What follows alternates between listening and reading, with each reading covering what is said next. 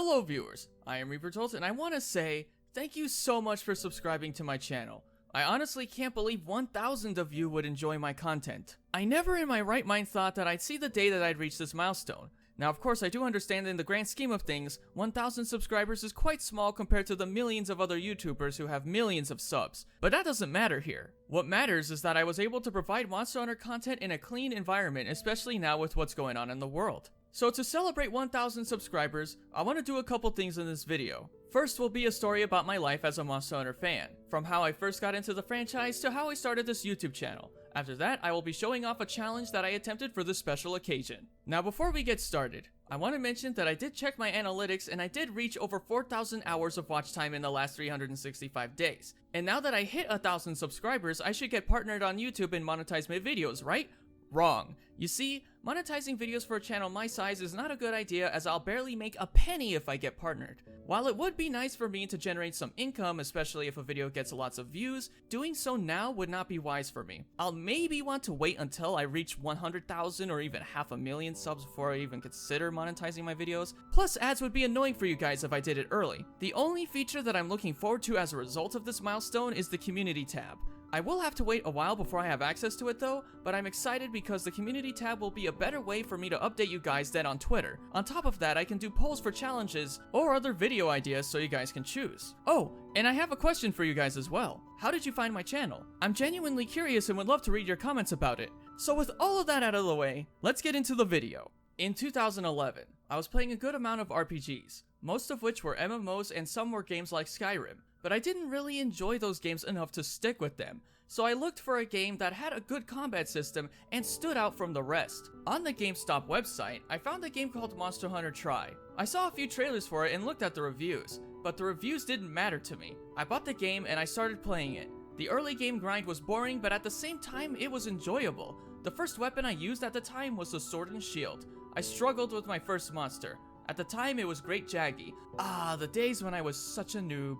After playing the game for a while up to Kuropeko, that's when I really started to enjoy it. As I played through more of the game, I was enjoying it more and more. It was challenging, had a great combat system, had a good variety of weapons and armor that you can get, and had monsters that were memorable, and it was great. And that's when I fell in love with the series. I decided to buy a PSP as well and try Monster Hunter Freedom Unite. An older game than Tri, but had a lot more content that I enjoyed. I never got far in the game, but I did enjoy the Poke Village and all the little details that made it memorable, like the farming system, the feline kitchen, and of course the monsters that never returned in future games. My next game a couple years later was Monster Hunter 3 Ultimate. This was a game that I was very excited for. Even though I played the same due to a lack of data transfer at the time making me have to do most things over again, I later hit ranks like High and G rank. And once I hit the higher ranks, I was introduced to new subspecies like Purple Ludroth and Ivory Lagiacrus, which made me love the game even more. To this day, Monster Hunter 3 Ultimate stands as my favorite Monster Hunter game. Now the only thing I didn't like about it other than the lack of data transfer was the lack of subquests, which at the time was something I missed from Tri. That feature did make a return in Monster Hunter 4 Ultimate though, which by the way, is another favorite of mine. The only thing I didn't like about 4 Ultimate was the lack of stuff I missed from 3 Ultimate like Underwater, Leviathans, Slimebite which was changed to Blast Blight, and not being on the Wii U. However, this was the game that I was introduced to what is my favorite weapon of all time, the Charge Blade. I love the weapon concept. A giant sword and shield that transforms into a battle axe is so cool. This weapon was hard to master, but I was persistent because it was my favorite weapon. Several months later I mastered it and was able to do guard points. 4 Ultimate definitely had really good moments, although to this day I never got far in G rank and never even fought Gogmazios. The next game for me was Monster Hunter Generations, which brought a plethora of new mechanics. It even brought new monsters that are memorable in my eyes. A group known as the Fated Four: Gameth, Astalos, Mizutsune, and Glavenus. Astalos is my favorite because the fight is so awesome and I love its design. But after beating the single player story, I never really touched Generations again. I never got burned out or anything. I just lost interest at the time because of another game I was occupied with, Ark Survival Evolved. I love dinosaurs and played Ark pretty much non-stop, which I spent 5,000 hours playing over the course of 4 years. Then Monster Hunter World released on the PC and I wanted to jump in but never played much of it because again, Ark. But after being burnt out of playing Ark for so long, I decided to put more time into Monster Hunter World. Once I played through it with my older brother and a few friends, I got back into the series. Playing through World was a good experience as it taught me how much of a mistake I made playing Ark pretty much exclusively for 4 years. Then Generations Ultimate came out and I decided to buy a Nintendo Switch. Once I got MHGU, I transferred my save data from MHGen and played through it. I instantly enjoyed this more than world because it has so much more content. Plus all the weapons have their weapon designs, and the best part, deviants. Which, by the way, I decided to look at some of them, and the one that stuck out to me the most was Bolt Reaver Astalos. I already love Astalos, but Bolt Reaver instantly became my new favorite. When 2019 hit, I was playing more of MHGU. Then in February, I wanted to start a YouTube channel. Now I do want to mention, before I continue talking about this part, I want to say that I was originally Alloclaw from a YouTube channel that I left called Alloclaw Productions. I was mainly making dinosaur related videos, but there were so many mistakes that I made that make me cringe. Plus, I'm not proud of that channel, so I abandoned it. I could have deleted it, but I wanted to keep it up so that I have something to look back on to see how much I've improved.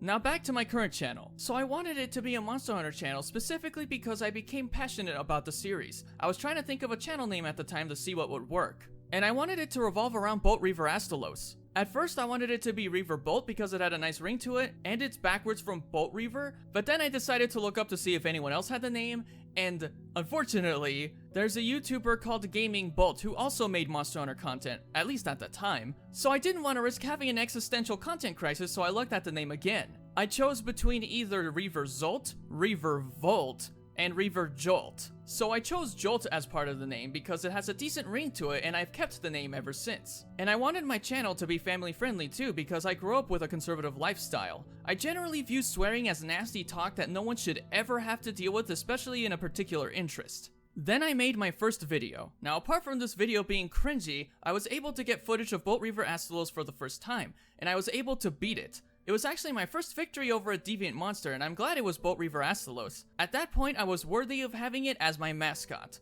Or at least it felt that way. And that's how the ReaverJolt channel was born. It took almost a year to reach 100 subscribers, then I stopped making videos for a while due to the mess that was Kappa at the time. I was streaming on Mixer during that time, and I honestly wasn't enjoying it. And then my close friend gave me advice and said I'd be better off on YouTube.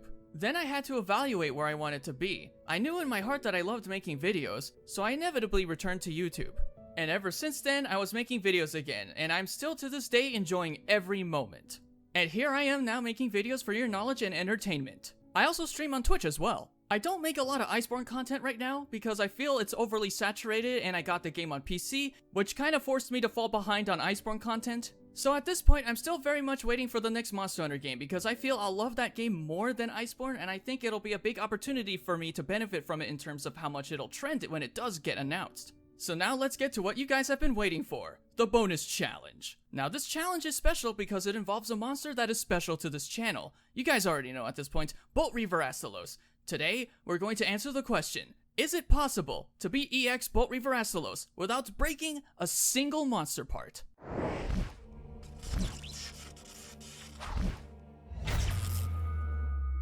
The rules are simple. If a monster part breaks at all, you must restart the quest. You cannot abandon EX quests except by part break. If you run out of permits before completing the Bolt Reaver EX quest, you fail the challenge. Anything else goes. Now with the rules set in stone, let's get into the challenge. Now this was bound to be a daunting task. Not only did I have to deal with the EX version of my mascot, which can pretty much one-shot, I also had to not break anything. This basically meant that if I wanted to deal damage, I'd have to aim for the part that's not breakable, the legs. The biggest issue I was gonna have was trying to hit the legs while trying not to get one shot. My original plan was to go with the hammer because I would have one less part to worry about breaking, being the tail. However, I quickly learned that it was a bad idea as Bolt Reaver moves around too much and it's really hard to even reach the tail. I also couldn't do much with the hammer as I would get one shot easily. So then I tried Sword and Shield. That was working for me for a while, but in the end it wasn't enough. With 79 permits in hand, I had 7 attempts left. I then tried using the Charge Blade and even that wasn't working. So there was only one other option I had,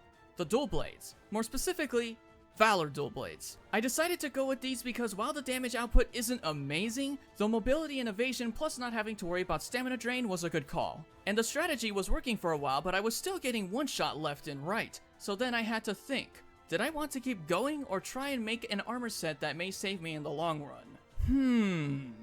Yeah, that would take too long, I'll just keep winging it. At this point, I was more concerned about getting one shot than breaking parts. So I kept going. There was 49 special permits left, leaving us with 4 attempts. Let's hope we can do this. This will be a montage until the last attempt.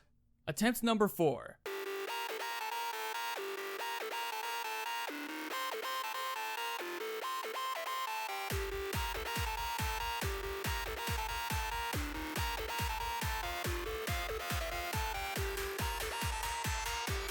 Attempt number 3.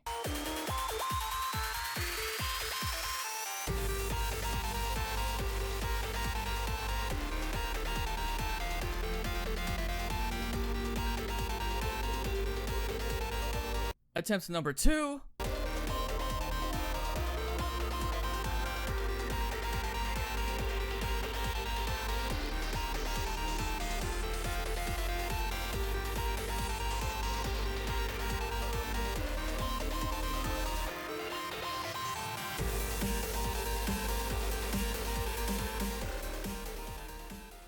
And on the final attempt, this is where I had to be careful, so I really had to focus here. This mostly involved reading the patterns and movements of Bolt Reaver to attack when I knew I had an opening. Mostly just focusing on running in circles until he stops attacking or gets exhausted.